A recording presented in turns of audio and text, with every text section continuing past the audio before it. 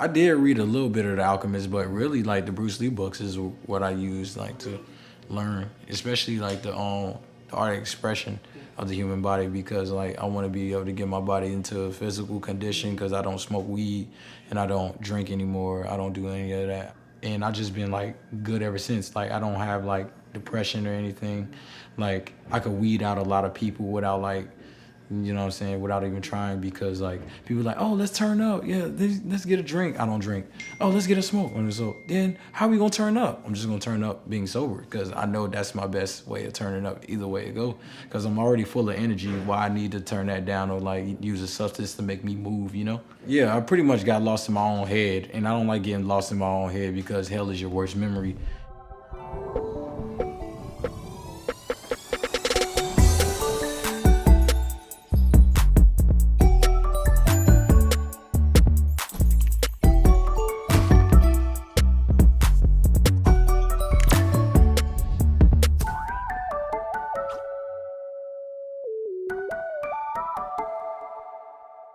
The law of attraction is whatever you put out there is what you get back. If you put negativity out in the universe, you'll get negativity back.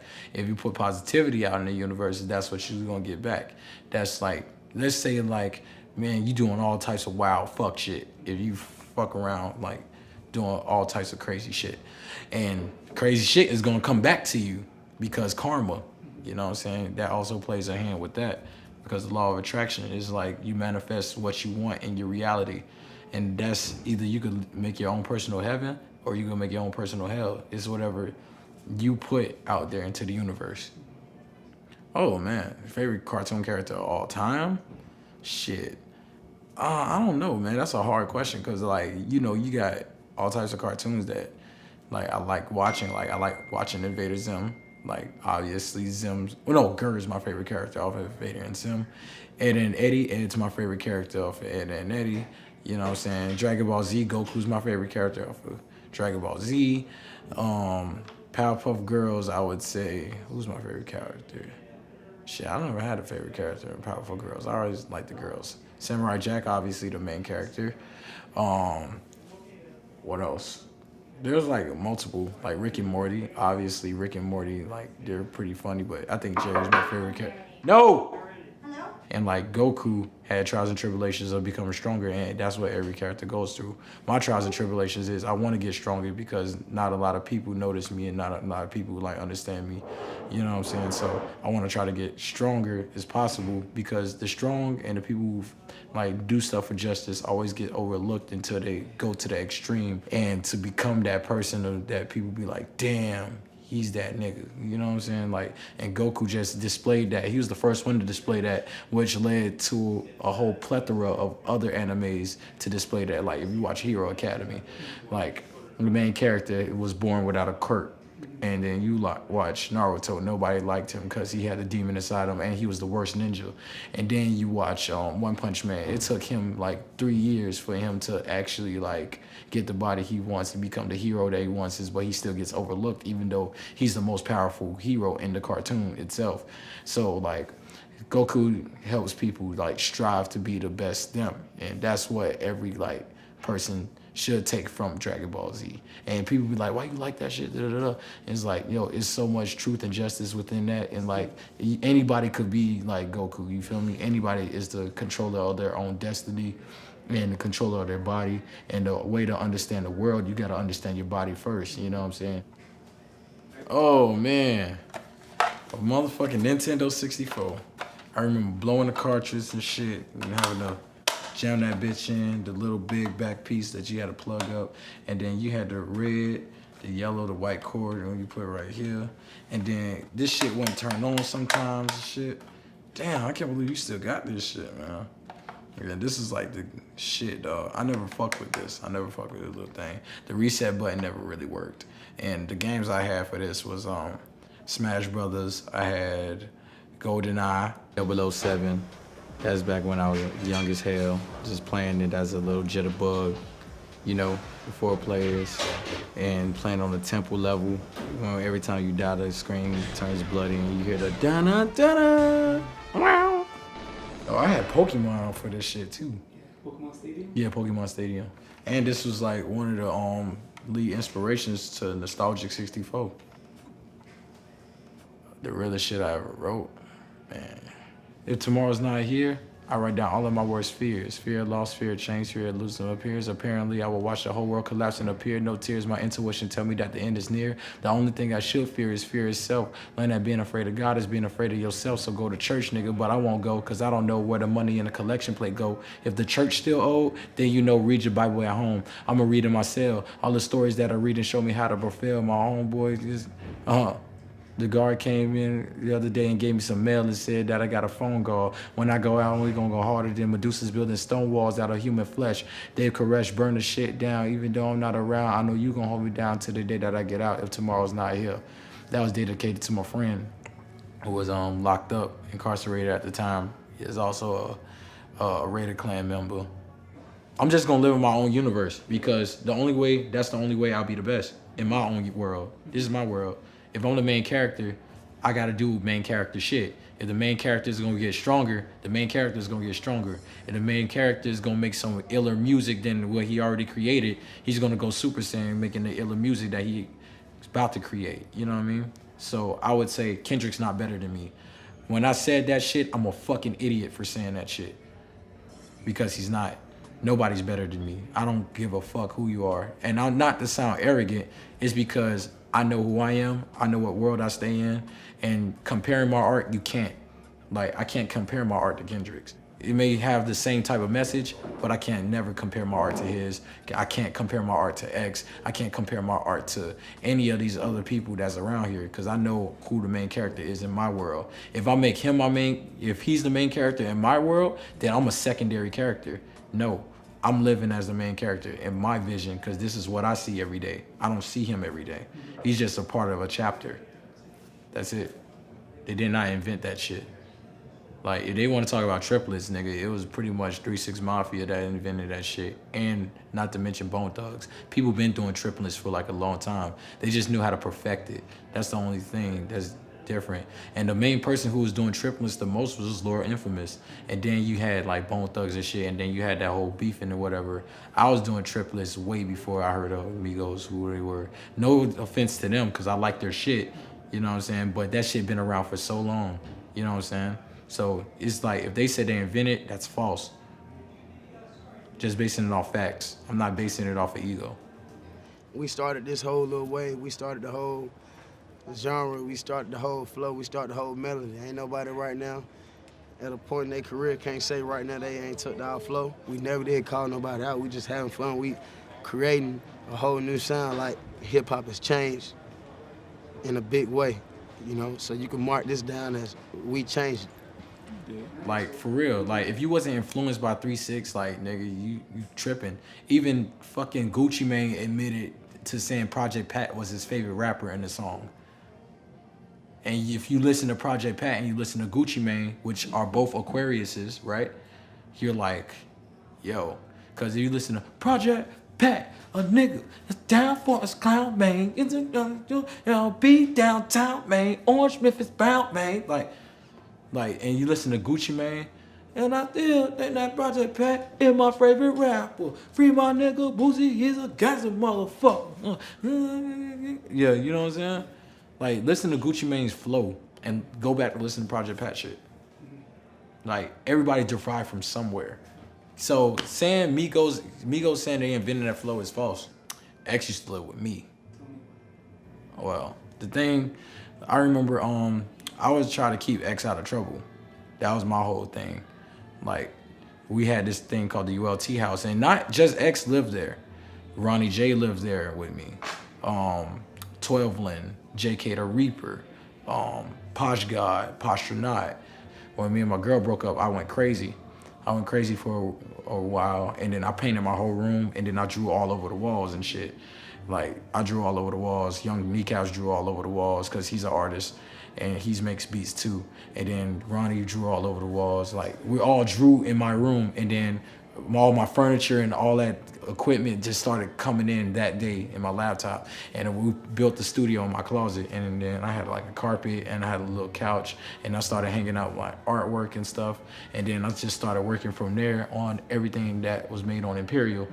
And like me and Ronnie would just work nonstop every day. Like having mad hoes at the crib, having like just drinking and shit. And then one morning I just got up and I looked at Ronnie and JK and all them, like they was all on the couch, and I was like, yo, I feel like throwing a party today. And then Ronnie J like, nigga, you ain't bout it. And I was like, what? All right, then. All right, nigga. So I just started doing this party. Like I made this little flyer. 12 came over. He was like, "We doing a party? Oh hell yeah, let's do this shit." So it was like I had the money, so I could be able to like, let's do this party and see what happens. So we started doing invite only, and that was the night I met X and Ski. That night I met them because somebody miscommunicated with them, saying that they was gonna perform at my house, and I was drunk, so I'm like, "Nigga, who the fuck told you that?" Like tell Ski. And then so I'm thinking it was this dude that told Ski about it, and then I went up to him and confronted him, and I was like, "You lied to him and said he was performing?" And then he thought I was gonna kick him out the crib or whatever, kick Ski out the crib or whatever. And I was like, "Nah, y'all good, you know what I'm saying? Just respect my house. Y'all can have fun." I didn't talk to X like that. I didn't know X. He didn't know me. We didn't know each other. We was just like, "What's up?" Like, "What's up?" Then I started seeing Ski and them over time, like at these little like venues and like stuff like CD4 and stuff.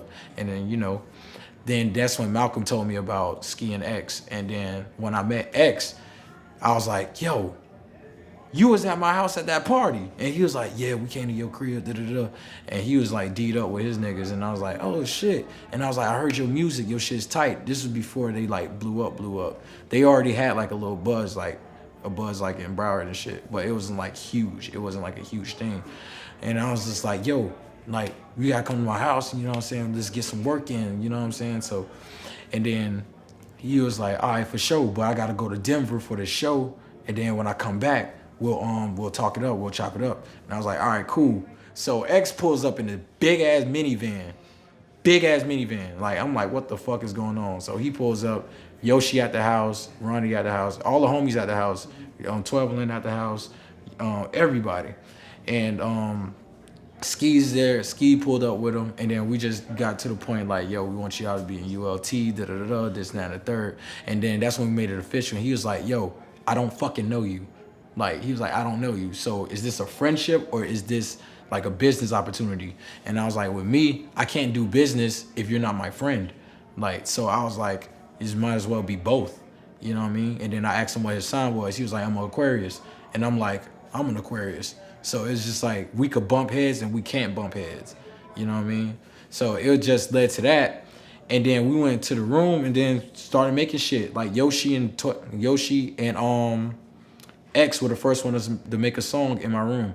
And it was called "Hit the Dirt." Like clock, hit the dirt, pussy, you might be the first. After that song, we went outside and played football. Like, we played football and shit. Then we came back. As soon as he came back, we made Space Ghost Pussy. And that's when we went against Perp and shit around that time. Me and Perp cool now. That's my nigga. But like, that's when we went against Perp and all them and shit around that time, because the whole ASAP Yams thing, and like I had to defend that. Like, that was fucked up what Perp was saying about Yams. Like, right or wrong, you don't disrespect the dead, regardless if you're my friend or not.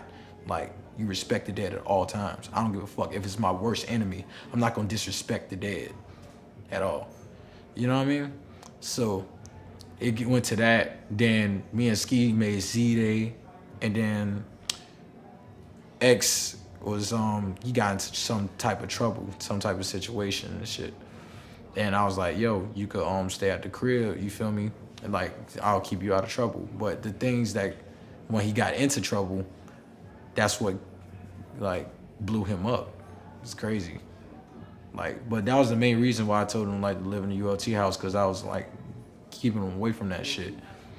Anybody that's portrayed as the abuser is the abused. And that goes with a lot of people and a lot of rappers, because like, you know what I'm saying? It just happens. Certain people take certain ways, because like, if you've been abused most of your life, you know what I mean? you become the abuser because you don't want to be attacked and you have to put on this thing, but really you're just a hurt child on the inside. You know what I mean? I'm a hurt child. You know what I'm saying? That's why I be so angry on my records, but I'm nice in person. Like, I feel like the best way of getting my anger out is on record. Like, the best way of feeling like my pain is on record. Like, I'm not gonna do it in any other way. That's why I do Muay Thai, so I could keep myself balanced. I would say with the way media portrays, but the thing with media is, like, media only focus on motherfuckers that stay in trouble. They never focus on, like, a person that's actually doing good, you feel me? Never, they never give a fuck. Media does not give a fuck, long as there's hype around your name and whatever you do. Oh, he's crazy, oh, he's doing this, oh, he went to jail, oh, he's this, he's that. Like, fuck that. What about the nigga who's doing actually good shit? Like, you'll praise a nigga who just got out of jail, but you won't praise a nigga who got a college education trying to get a job. Like, that's fucked up. Like, that's what I think about media. So it's like, fuck media on some real nigga shit. Like, you know what I mean? I became, like, they inducted me in Beast Coast. Like, those guys inducted me in Beast Coast a long time ago, like 2014. Like, I don't rep it as much, but I'm Beast Coast, you know what I'm saying? Like, I'm from the East Coast, you know what I mean? Like, Joey's like family. Joey, the Underachievers, they was the first people to ever put me on tour, ever. Like, that's why I fucks with them heavy. Like, I didn't even go on tour with Raider Clan. I went on tour with the Underachievers. Like, they was the first ones to be like, oh yeah, let's take Denzel Curry. Oh yeah, we got him. And then, like, Flatbush Zombies, there's always some cool guys, man. I was just chilling with them, like, not too long ago, like a couple days ago. All the Beast Coast guys are cool, man. Like, it's nothing bad to say about none of those guys. Those guys are like fam. And they helped me push me in a way, you know? Like, especially Nick Caution. He know. Like, that nigga really pushes me lyrically. Of course there is. Like, DMT, your brain already produces DMT in your brain. Like, you know what I mean? And when you take DMT, like, you can see things and you can learn that things is not really the metaphysical. But I learned that, like, taking shrooms. When I took shrooms, I realized this is just, it's not even real. You know what I'm saying? None of this shit is really real. It's like the exposure. Like, once you figure out everything is just the exposure, like, oh shit, everybody cares about this or this, and this, and like, it's nothing really different. You know what I mean? It's just a whole bunch of particles, and like, this is just like a soup, like a meat soup, whatever you want to call it. It's like a mobile soup that your body could just roam in. You know what I mean? And then when you realize that, you realize like death is not really like death. Like, it's not like you're not gonna see it again. Like, your dreams are linked to certain things in your life. Like, you got realities and alternate realities. This is why I like Rick and Morty so much. Yeah. I can say anything, right?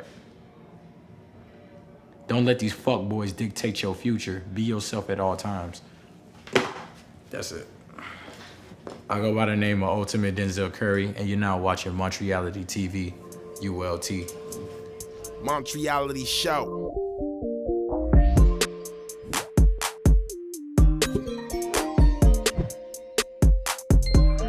It's really about connecting to your inner self, staying close to God, knowing that everything in the universe, everywhere, the place that you at right now is where you're supposed to be, and knowing that everything happens for a reason, the good and bad, and you just gotta accept it.